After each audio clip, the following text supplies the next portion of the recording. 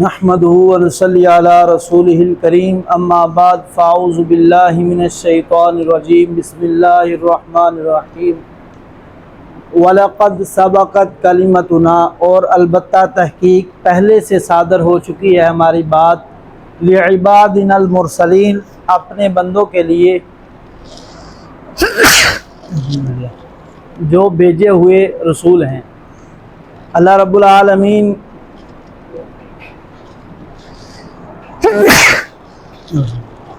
قریش مکہ کی جو ہے بات کا ذکر فرما رہے تھے اس سے پیچھے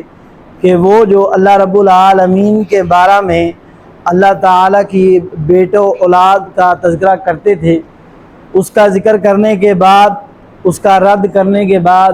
اللہ تعالیٰ نبی پاک علیہ السلام کو اس بات کی تسلی دے رہے ہیں کہ اے میرے پیغمبر، اگر یہ آپ کے دلائل کو نہیں مانتے، اگر یہ آپ کی بات کو نہیں مانتے تو وَلَقَدْ سَبَقَتْ كَلِمَتُنَا ہماری بات جو ہے وہ پوری ہو چکی ہے، یعنی ہمارے جو بھیجے ہوئے پیغمبر ہیں ان کے لیے ہمارا جو یہ پیغام ہے کہ انہوں نے ہمارے پیغام کو لوگوں تک پہنچانا ہے، جو مانے گا اس کی بھلائی ہے، اس کے لیے کامیابی ہے،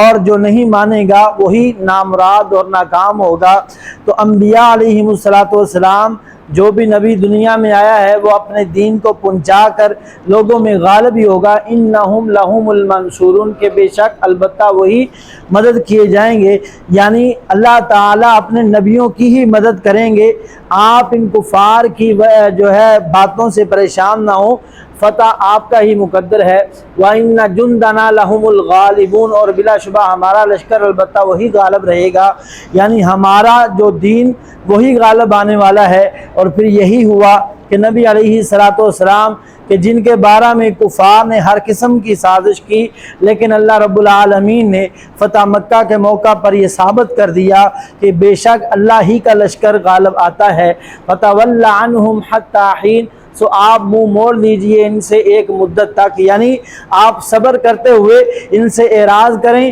اس بات کی پریشانی نہ لیں کہ شاید کہ میں ان لوگوں کی باتوں کی زد میں آ کر شکست خوردہ ہو جاؤں گا، یہ ہرگز نہیں ہو سکتا۔ وَأَبْصِرْ فَسَوْفَ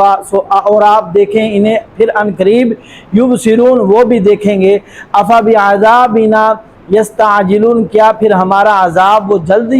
جلدی مانگتے ہیں، یعنی ہمارے عذاب کو جلدی سوال کرتے ہیں۔ یہ اللہ تعالیٰ نے بطور تعجب کے کہا کہ حالانکہ ان کو عذاب ملنا ہے وہ عذاب کو بھی جلدی طلب کرتے ہیں، یہ کیسے نادان لوگ ہیں۔ فَإِذَا نَزَلَ بِسَاحَتِهِمْ